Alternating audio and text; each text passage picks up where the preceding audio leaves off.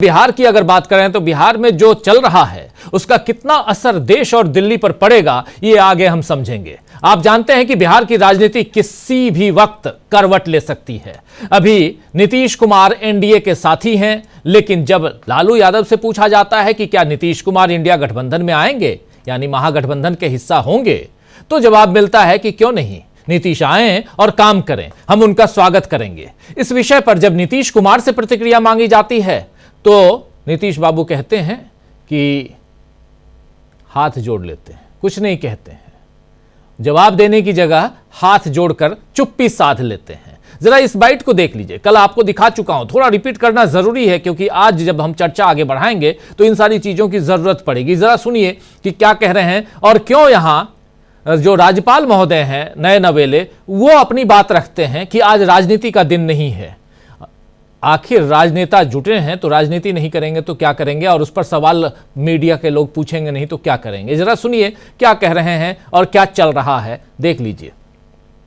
लालू यादव ने स्वागत किया है, मुख्यमंत्री जी लालू यादव ने स्वागत किया है, कह रहे हैं कि आएंगे तो ले लेंगे हम लोग। दरवाजा खुला हुआ है नीतीश जी के लिए। आज खोज का दिन है, आज पॉलिटिकल चीजें लालू यादव ने स्वागत किया है, मुख्यमंत्री जी लालू यादव ने स्वागत किया है, कह रहे हैं कि आएंगे तो ले लेंगे हम लोग। दरवाजा खुला हुआ है नीतीश जी के लिए। आज खोज का दिन है, आज पॉलिटिकल चीजें ये वही नीतीश बाबू हैं जो दर्जनों बार कह चुके हैं कि हम पहले ही 2 बार ये गलती कर चुके हैं, अब नहीं करेंगे, कभी दोबारा महागठबंधन के साथ जाने की गलती नहीं करेंगे। ये बात वो कहते थे, आपको याद ना हो तो जरा सुन लीजिए कि नीतीश कुमार जब अलग हुए थे 2022 के बाद से, ये लगातार 22 में आए, 24 में अलग हो गए और उसके बाद कई मंचों से दर्जनों बार कह चुके हैं कि अब यह गलती नहीं दोहराएंगे। और खासकर जब नरेंद्र मोदी होते थे तब तो और भी। देखिए जरा एक अभी बिल्कुल रिसेंटली लगभग नवंबर महीने की बात है, 15 नवंबर चुनाव का वक्त झारखंड में, और वहां भी भाषण देते हुए क्या कह रहे हैं नीतीश कुमार, सुनिए। बीच में गलती कर दिया हम ही लोगों के यहाँ का कुछ लोग, हम लोगों ने तय कर दिया कि ये गलती नहीं, हम लोग तो शुरू में थे।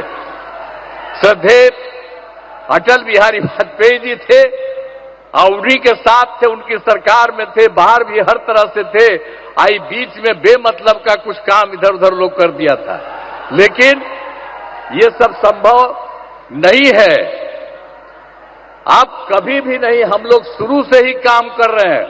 आपको पता है 1995 से हम लोग साथ रहे हैं और एक एक तरह से, सब तरह से जो कुछ भी हुआ काम हुआ, तो इसलिए हम लोग कभी इधर उधर नहीं जाएंगे।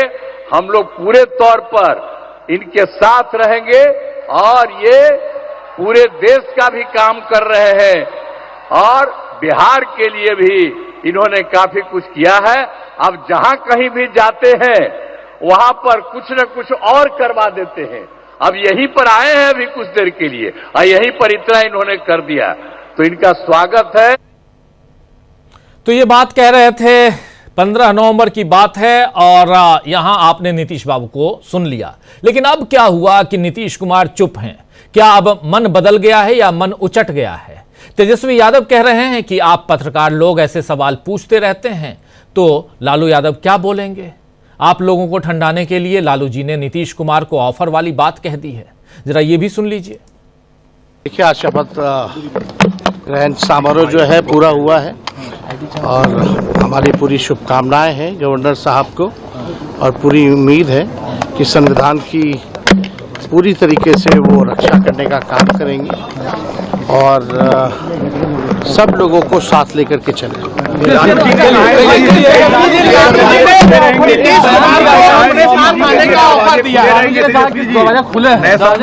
आप पत्रकार लोग आप पूछते रहते तो क्या बोलेंगे? आप लोगों को ठंडाने के लिए बोले।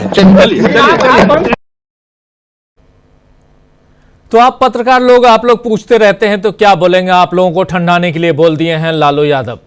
आज जब मीसा भारती से इसी मसले पर पूछा गया, सवाल पूछा गया कि क्या नीतीश बाबू महागठबंधन में आ रहे हैं, क्या इस विषय पर लालू यादव और नीतीश कुमार के बीच बात चल रही है, तो मीसा कहती हैं कि पुराने दोस्त हैं, वे क्या कहते हैं वही जाने। यानी मीसा भारती भी ये नहीं कह रही हैं कि नहीं ऐसा नहीं होने जा रहा है। अभी से कुछ दिन पहले तेजस्वी यादव कह रहे थे कि उनको अपने यहां लाना यानी अपने गठबंधन में लाने का मतलब है कि पैरों पे कुल्हाड़ी मारना। लेकिन अब क्या बात है कि मीसा भारती भी वो दोनों जाने कह रही हैं और ये कह रहे हैं कि आप लोगों को ठंडाने के लिए ऐसा कह दिया। कुछ तो अंदर चल रहा है। मीसा भारती को सुनिए और मीसा भारती से बीपीएससी सवाल को लेकर भी, बीपीएससी के परीक्षार्थी जो वहां आंदोलित हैं उसको लेकर भी सवाल किया गया है, उस पर भी आएंगे हम। लेकिन पहले सुनिए क्या कह रही है मीसा भारती।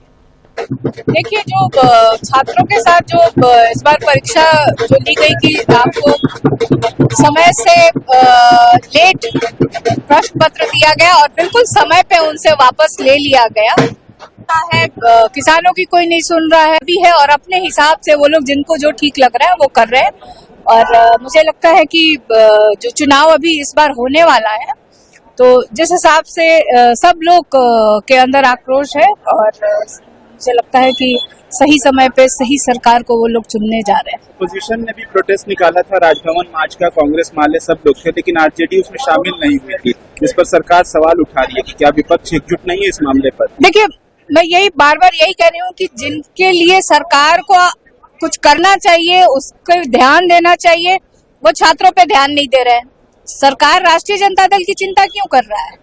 राष्ट्रीय जनता दल हमेशा छात्रों के साथ, किसी भी तरह के आंदोलन के साथ हमेशा खड़ी रही है और उस समय भी रही। अभी आपने देखा जिस तरह से तेजस्वी यादव जी यात्रा पे थे और उस रात को आए और उन्होंने मिल करके छात्रों का साथ दिया और वो डिमांड कर रहे हैं कि फिर से री एग्जाम होना चाहिए। और री एग्जाम बिल्कुल होना चाहिए, होना इसलिए चाहिए कि कोई सही मांग है छात्रों की कि आप एक तरफ आप जो एक समय होता है और समय से अगर विलंब से अगर आधे घंटे 1 घंटे आप छात्रों को देर से आप देते हैं और पहले आप समय पे ले लेते हैं तो आखिर उस तरह से छात्रों के भविष्य के साथ ये खिलवाड़ है कहीं ना कहीं। तो चुनाव मुझे लगता है कि री एग्जाम होना चाहिए। देखिए, बाकी सब लोग राजनीति कर रहे हैं, मेरा है कि अभी छात्रों का मुद्दा उस पर ध्यान देना चाहिए, चाहे वो विपक्ष के लोग हो चाहे वो सरकार के लोग हैं। बीपीएससी को छात्रों का जो डिमांड है री एग्जाम होना चाहिए और हम जब तक नहीं होगा तब तक हम छात्रों के साथ हैं। लालू प्रसाद यादव ने कहा है कि नीतीश कुमार के लिए दरवाजा खुला है, तरफ तेजस्वी यादव कह रहे हैं कि नीतीश चाचा के लिए कोई रास्ता नहीं खुला है। तो देखिए, वो पुराने दोस्त हैं, वो क्या कहते हैं वो वही जाने। तो सुन लिया आपने, वो पुराने दोस्त हैं, वो क्या कह रहे हैं वही जाने। यही तो बहुत बड़ी बात है कि आखिर वही क्यों जाने, आप क्यों नहीं जानेंगे, या तेजस्वी यादव क्यों नहीं जानेंगे, या बिहार में और भी दूसरे नेता क्यों नहीं जानेंगे। इसका मतलब है कि अंदर खाने कुछ ना कुछ खिचड़ी पक रही है, यानी बिहार में कुछ तो चल रहा है। खैर, इस बीच बीपीएससी की बात कर रही थी यहां मीसा भारती। बीपीएससी के परीक्षार्थी आंदोलित हैं, आप जानते हैं नीतीश कुमार सरकार पर इसका बड़ा असर पड़ने वाला है। अभी कुछ दिनों पहले आप लोगों ने देख लिया कि कैसे बीपीएससी के जो परीक्षार्थी हैं, जो दोबारा परीक्षा की मांग कर रहे हैं, आंदोलित हैं, उनके ऊपर वाटर कैनन यानी पानी की बौछार और उसके अलावा लाठीचार्ज भी इन लोगों को झेलनी पड़ी।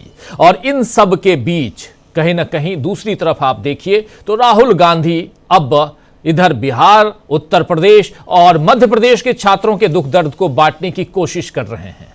राहुल गांधी ने आज ट्वीट करके लिखा है, ट्विटर पर लिखा है कि भाजपा भारत के युवाओं का बिल्कुल एकलव्य जैसा अंगूठा काट रही है, उनका भविष्य मिटा रही है। सरकारी भर्ती में विफलता बड़ा अन्याय है। पहले तो भर्ती नहीं निकलती, भर्ती निकल जाए तो एग्जाम समय पर नहीं होते, एग्जाम हो तो पेपर लीक करवा दिए जाते हैं, और जब युवा न्याय मांगते हैं तब उनकी आवाज को बेरहमी से कुचला जाता है। हाल ही में उत्तर प्रदेश यानी यूपी और बिहार की घटनाओं के बाद अब मध्य प्रदेश में एमपीपीएससी में हुई गड़बड़ी का विरोध कर रहे 2 छात्रों को जेल में डाल दिया गया है। वो भी तब जब मुख्यमंत्री ने खुद छात्रों से मुलाकात कर उनकी मांगों पर विचार करने का आश्वासन दिया था। बीजेपी की सरकार ने छात्रों के भरोसे को तोड़ा है और लोकतांत्रिक प्रणाली का गला घोंटा है। छात्रों के अधिकार की लड़ाई में हम उनके साथ हैं। भाजपा को देश के युवाओं के हक की आवाज किसी कीमत पर दबाने नहीं देंगे। ये बात यहां राहुल गांधी कह रहे हैं। तो राहुल युवाओं की परेशानी के जरिए बिहार, उत्तर प्रदेश और मध्य प्रदेश की सरकारों को घेर रहे हैं। लेकिन इस बीच राहुल गांधी 18 जनवरी को यानी इसी महीने पटना में संविधान सम्मान सम्मेलन भी करने जा रहे हैं। यानी संविधान का मामला अभी ठंडा नहीं पड़ने वाला है और इन सब के बीच बाबा साहब अंबेडकर भी अब चर्चा का विषय हैं। और उन सब के बीच इधर सावरकर भी आज चर्चा में लाए गए हैं, क्योंकि आज नरेंद्र मोदी दिल्ली में, आप जानते हैं कि बुरी तरह फंसे हुए हैं। दिल्ली का चुनाव है और चुनावी गतिविधियां जैसे जैसे आगे बढ़ेंगी, लेकिन उससे पहले नरेंद्र मोदी आज दिल्ली के मैदान में कूद पड़े हैं और उनको यह भी दिख रहा है कि अपनी कुर्सी भी बचानी है और साथ में दिल्ली विधानसभा भी जीत चाहते हैं, क्योंकि 25 साल हो गए दिल्ली में बिल्कुल बीजेपी के लिए यहां सूखा है। क्या दिल्ली के सूखे को नरेंद्र मोदी हरा कर पाएंगे? एक बड़ा सवाल है। आज से अपनी चुनावी रैली की शुरुआत उन्होंने कर दी है और सावरकर का जिक्र इसलिए मैं कर रहा था क्योंकि सावरकर के नाम पर दिल्ली विश्वविद्यालय के तहत एक कॉलेज खोलने का उसका शिलान्यास आज किया है नरेंद्र मोदी ने। और उधर लेकिन संविधान, अंबेडकर, इन सब के मसले पर आखिर चुप्पी क्यों है बीजेपी में, यह देखना होगा। अब देखना होगा कि कितना सफल होते हैं नरेंद्र मोदी। लेकिन क्या उधर बिहार में नीतीश बीजेपी को पटखनी देंगे? यह सवाल उठता है। क्या राहुल गांधी की एंट्री से बिहार की सियासत और गरमाएगी? यह सवाल भी उठता है। कई सारे सवाल हैं दोस्तों, इन सवालों का जवाब ढूंढने की कोशिश करते हैं। आइए जरा हमारे तमाम साथियों के बीच चलते हैं, हमारे पैनल साथी, और उनके जरिए और भी बहुत कुछ जानने समझने की कोशिश करेंगे हम। कुछ साल पहले जब नीतीश कुमार बीजेपी छोड़कर महागठबंधन, पहले वो बीजेपी छोड़ते हैं 2013 में, फिर अकेले चुनाव लड़ते हैं, 2015 में महागठबंधन में जाते हैं, फिर वो 2017 में महागठबंधन छोड़ देते हैं और एनडीए में चले आते हैं, फिर 2022 में एनडीए छोड़ देते हैं, फिर महागठबंधन में आ जाते हैं, इंडिया गठबंधन बनाते हैं और उसके बाद 2024 में उसको भी, चुनाव से पहले उसको भी छोड़ देते हैं। और फिर अब फिर से 2025 की शुरुआत होते होते नीतीश बाबू के बारे में बहुत सारी बातें हो रही हैं और कहीं से ऐसा नहीं कहा जा रहा है, नीतीश बाबू ने भी इन बातों का खंडन नहीं किया है कि नहीं, आप लोग जो खबरें चला रहे हैं वो गलत चला रहे हैं। अभी तक तो कहते थे कि हम नहीं जाएंगे, मर जाएंगे, मिट जाएंगे, लेकिन अब उधर से इधर आ गए हैं तो नहीं जाएंगे। लेकिन अब क्या हुआ कि हाथ जोड़ ले रहे हैं नीतीश बाबू। कुछ तो गड़बड़ है।